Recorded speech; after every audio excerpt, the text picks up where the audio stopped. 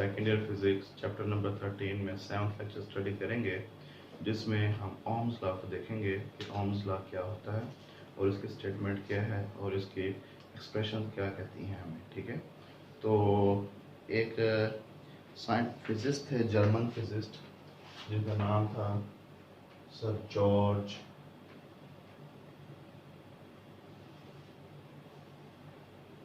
Simon ओम। इन्होंने क्या किया, रिलेशनशिप हमें दी ड्राइव की between electric current and potential difference, यानी वोल्टेज और इलेक्ट्रिक करंट के दरमियान हमें रिलेशनशिप बताता है। ठीक है, तो इन्होंने क्या किया, ओम्स लॉ क्या है, दरअसल रिलेशनशिप है बिटवीन वोल्टेज एंड करंट। ठीक है, वोल्टेज और करंट के दरमियान हमें क्या पता है, रिलेशनशिप के वोल्टेज और करंट के दरमियान क्या ताल्लुक है, ये कैसे एक दूसरे से वेरी करते हैं, एक चीज़ को चेंज करने से दूसरी चीज़ कैसे चेंज हो जाती है। अब रिलेशनशिप को समझने से पहले वोल्टेज और करंट के दरमियान तो हम कुछ बातों को समझें तो वो ये समझना हमारे लिए आसान हो जाएगा। जैसे कि हम ये कहते हैं कि एक बुलेट ली हमने और हम किसी को ऐसे थ्रो करके उसको हिट करें किसी बॉडी को, तो वो बॉडी को कोई नुकसान ज़्यादा नहीं पहुंचाएगी। अगर वही बुलेट हम किसी गन के ज़रिए फायर करें तो वो बॉडी के अंदर पेनिट्रेट हो जाएगी और काफ़ी यानी कि डैमेज करेगी, बॉडी को ज़ख्मी कर देगी किसी इंसान को अगर हिट करती है तो पता क्या चला कि आप जो बुलेट थी, बुलेट वही है जो आपने पहले हाथ से थ्रो की थी और इंसान को लगी और उससे कोई इफेक्ट नहीं हुआ, और वही बुलेट अगर आपने गन से उधर उसकी तरफ थ्रो की है तो फिर वो बॉडी को क्या कर देगी, अच्छा खासा डैमेज कर देती है। तो पता क्या चला कि उस गोली में ऐसी कोई बात नहीं थी, वो जो गन थी ना, असल एनर्जी प्रोवाइडर वो थी। अगर वो गन इतनी एनर्जी ना प्रोवाइड करती तो बुलेट के पास उतनी ज़्यादा एनर्जी ना होती और वो ज़्यादा एनर्जी के साथ हिट ना करती बॉडी को। तो इसी तरह अगर हमारे पास एक पाइप हो, क्या हो, पाइप, और वो हमने इस तरह ज़मीन के ऊपर रखा हुआ है हॉरिजॉन्टली, तो इसके अंदर जो पानी मौजूद है वो पानी फ्लो नहीं करेगा, वो पानी यहाँ पे स्टिल स्टेशनरी रहेगा। बेटा समझ आ गई? अगर यही पाइप जिसके अंदर हमने पानी रखा हुआ है उसको हम थोड़ा सा टिल्ट करें, यानी कुछ इस तरह से,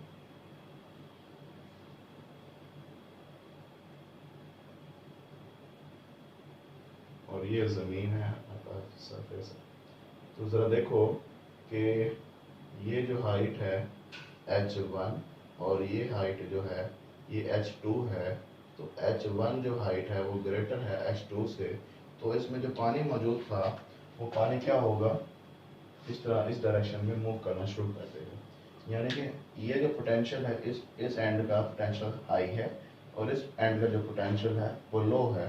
पोटेंशियल डिफरेंस क्रिएट हो गया, इधर कोई पोटेंशियल डिफरेंस नहीं था, दोनों एंड एट सेम पोटेंशियल थे उधर। ठीक है, तो जिसकी वजह से यहाँ पे पानी का जो फ्लो था वो नहीं हो रहा था और यहाँ पे जो पोटेंशियल डिफरेंस क्रिएट होने की वजह से पानी फ्लो हो रहा है। तो अगर ज़्यादा पोटेंशियल डिफरेंस करेंगे तो ज़्यादा अमाउंट में ज़्यादा रेट के साथ पानी फ्लो करेगा, और अगर पोटेंशियल डिफरेंस की वैल्यू कम होगी तो कम अमाउंट में और कम रेट के साथ वाटर फ्लो करेगा। यही बात हमारी जो है करंट की भी है, इलेक्ट्रिक करंट की। तो ज़रा देखो, हम यहाँ से क्या देख रहे हैं कि पोटेंशियल डिफरेंस की वजह से पानी फ्लो कर रहा है, यानी वाटर करंट जो प्रोड्यूस हो रहा है, फ्लो यानी फ्लो का मतलब, करंट का मतलब होता है फ्लो, यानी वाटर का जो करंट है, वाटर करंट जो है वो पोटेंशियल डिफरेंस की वजह से क्रिएट हो रहा है। जब पोटेंशियल डिफरेंस जीरो था तो वाटर करंट भी क्या था, जीरो था। इसी तरह अगर हमारे पास एक कंडक्टर है, वायर है, लेट्स सपोज ये हमारे पास एक कोई कंडक्टर है और इसको हमने इस तरह से रखा हुआ है, तो जब तक हम इसके साथ कोई बैटरी वगैरह अटैच नहीं करेंगे तो इसमें से कोई करंट फ्लो नहीं करेगा। तो बेटा अगर हम इसमें यहाँ पे बैटरी लगा दें, यानी कि पोटेंशियल डिफरेंस क्रिएट कर दें इसके एंड्स के अक्रॉस, ये पॉजिटिव टर्मिनल और ये नेगेटिव टर्मिनल, तो फिर क्या होगा कि करंट इस डायरेक्शन में फ्लो करेगा, high potential to the low potential. अगर ये सोर्स हटा दें, ये बैटरी अगर देखिए ख़त्म कर दें यहाँ से, तो फिर इस कंडक्टर में से कोई करंट फ्लो नहीं करता। समझ आ गई? तो हमने क्या किया कि इधर पोटेंशियल डिफरेंस क्रिएट करने के लिए ये बैटरी लगा दी। ये वाला जो टर्मिनल है ये क्या बन जाएगा, पॉजिटिव यानी हाई पोटेंशियल, और ये वाला टर्मिनल लो पोटेंशियल यानी नेगेटिव। ठीक है, इस पोटेंशियल डिफरेंस की वजह से क्या होता है, ये करंट फ्लो करता है। अब देखो कि अगर ये बैटरी जो हमें लगाई है ये वेरिएबल है, ये एरो जो मैंने लगाया है ये वेरिएबिलिटी को शो करता है। अगर ये बैटरी लगाई है ये वेरिएबल है, तो बेटा ज़रा देखो, अगर इसका वोल्टेज हम इस बैटरी का जो वोल्टेज है अगर कम करें तो इधर से करंट की अमाउंट भी क्या हो जाएगी, कम। अगर इधर से वोल्टेज की वैल्यू, पोटेंशियल डिफरेंस की वैल्यू बढ़ा दें तो करंट की वैल्यू भी क्या हो जाएगी, बढ़ जाएगी। तो पता क्या चला, ये जो करंट है अगर इधर वोल्टेज की वैल्यू 0 कर दें तो करंट भी क्या हो जाएगा, 0। तो करंट डिपेंड कर रहा है किसके ऊपर बेटा, वोल्टेज के ऊपर, यानी पोटेंशियल डिफरेंस के ऊपर। इसी तरह वाटर का जो फ्लो था वो डिपेंड कर रहा था किसके ऊपर, पोटेंशियल डिफरेंस के ऊपर। तो यहाँ से हमें एक बात समझ आ गई कि करंट जो है वोल्टेज पर डिपेंड कर रहा है, वोल्टेज करंट के ऊपर डिपेंड नहीं करता। ठीक है, तो हम यहाँ पे स्टेटमेंट लिख रहे हैं, कुछ बातें लिख रहा हूँ वो बड़ी अहम है बेटा। क्या कि एक तो वोल्टेज और करंट, ठीक है, वोल्टेज जो है वो काज है, वजह है, और करंट जो है इस काज का इफेक्ट है, असर है। समझ आ गई? अब करंट की फ्लो करने की वजह क्या है, पोटेंशियल डिफरेंस। बैटरी जो पोटेंशियल डिफरेंस प्रोवाइड करे इस कंडक्टर को, उस पोटेंशियल डिफरेंस की वजह से हो क्या रहा है, करंट फ्लो कर रहा है इस डायरेक्शन में। बेटा बात समझ आ गई? तो करंट इफेक्ट हुआ और वोल्टेज क्या है, पोटेंशियल डिफरेंस क्या है, काज है। बेटा समझ आ गई? तो अब यहाँ से हमें क्या बात समझ आ गई, करंट वोल्टेज पर डिपेंड करता है, वोल्टेज करंट पर डिपेंड नहीं करता। अब यहाँ से हम ओम्स लॉ की स्टेटमेंट बेटा यहाँ से हम लिख सकते हैं कि हमें कुछ बातें समझ आ गई हैं। अब हम स्टेटमेंट की तरफ चलते हैं।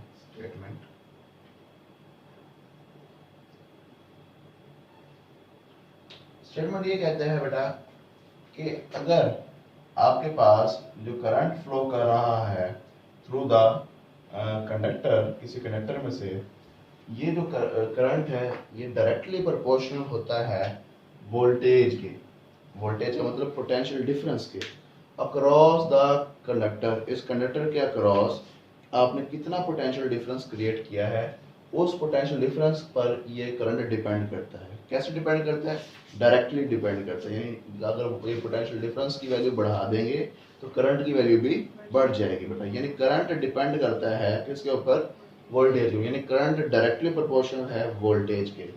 यहाँ पे बड़ी बात अहम की है बेटा कि keeping the physical state of the conductor constant. हमने physical state of the conductor क्या रखना है बेटा, कांस्टेंट रखना है। फिजिकल स्टेट का मतलब है कि हमने उसकी टेम्परेचर, उसकी लेंथ वगैरह ये क्या रखनी है, कांस्टेंट रखनी है, वो चेंज नहीं होने देनी बेटा। ठीक है, तो this is the statement of the Ohm's law. क्या कहता है, the current flowing through the conductor is directly proportional to the potential difference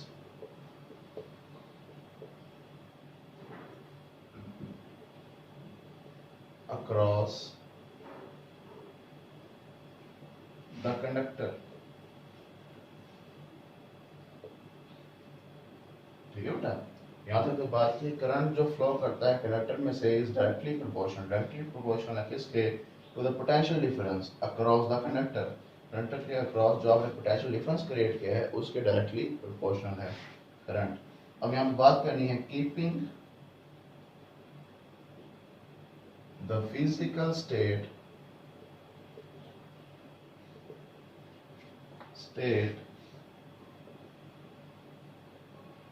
physical state का मतलब है टेम्परेचर, ठीक है बेटा, इसकी डायमेंशंस कांस्टेंट, कि आपके जो कंडक्टर की जो डायमेंशंस हैं ये फिजिकल स्टेट्स हैं वो क्या होने चाहिए, कांस्टेंट होने चाहिए, ठीक है। तो ये है ओम्स लॉ। अब यहाँ पर जो इसकी मैथमेटिकल एक्सप्रेशन होगी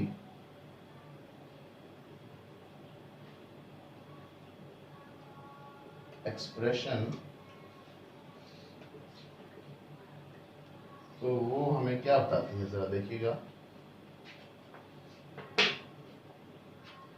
अब जरा गौर से समझिएगा बेटा, current flowing through the conductor is directly proportional to the potential difference,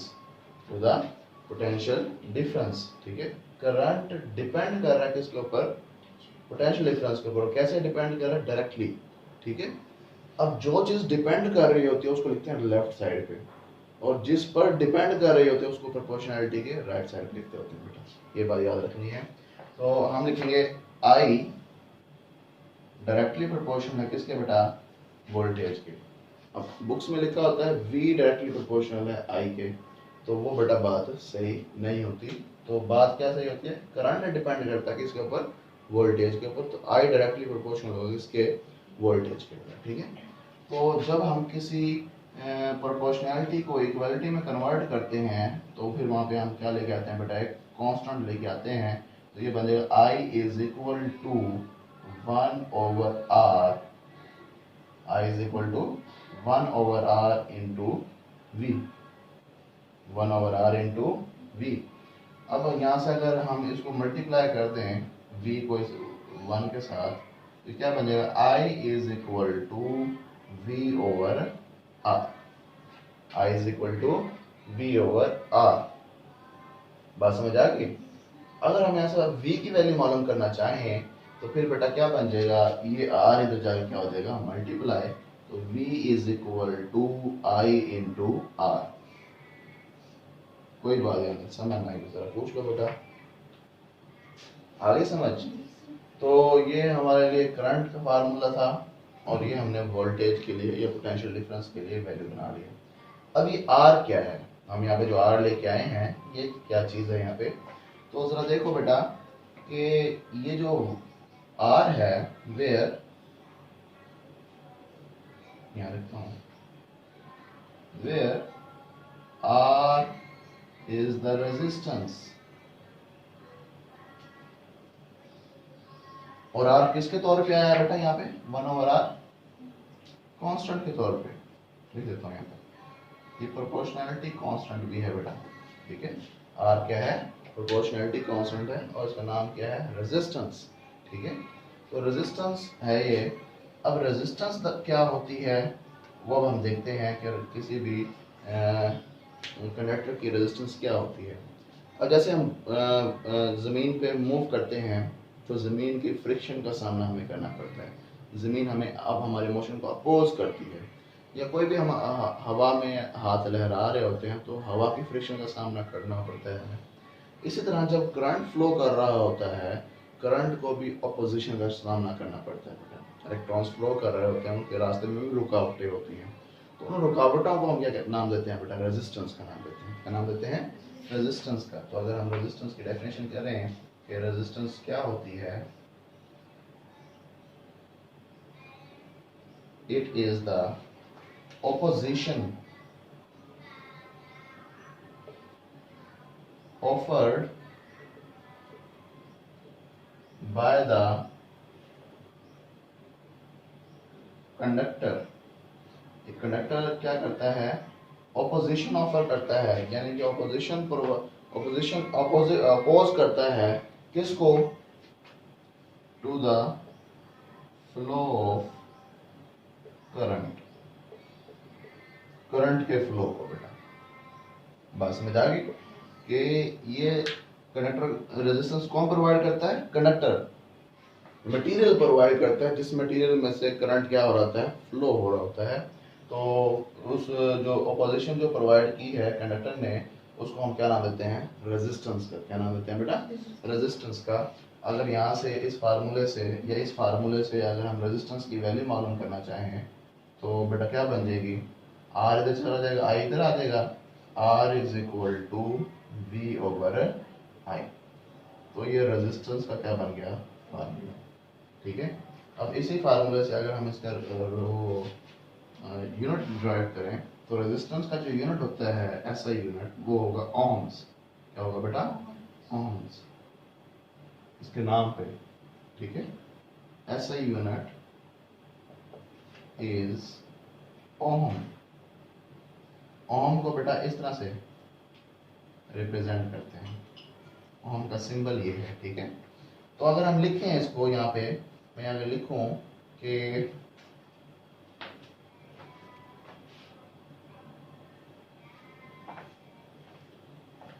अगर हम इसको यहाँ पे लिखें कि भाई 1 ओम क्या है, जैसे रेजिस्टेंस का फार्मूले से, तो बराबर होगा 1 वोल्ट ओवर 1 एम्पेयर। ठीक है। वो पोटेंशियल डिफरेंस का यूनिट क्या होता है? वोल्ट। और करंट का यूनिट होता है वो एम्पेयर। और रेजिस्टेंस का यूनिट क्या होगा? ओम। तो अब जरा देखो कि ओम की डेफिनेशन कैसे करेंगे कि रेजिस्टेंस 1 ओम तब होगी जब आप किसी कंडक्टर के क्रॉस पोटेंशियल डिफरेंस प्रोवाइड करें, कितना? 1 वोल्ट का, और उस पोटेंशियल डिफरेंस की वजह से कितना करंट फ्लो करे? 1 एम्पेयर का करंट फ्लो करे। तो तब जो रेजिस्टेंस ऑफ द कंडक्टर होगी वो क्या होगी बेटा? 1 ओम। क्या होगी बेटा? 1 ओम। समझ आ गई? तो अब जरा देखो कि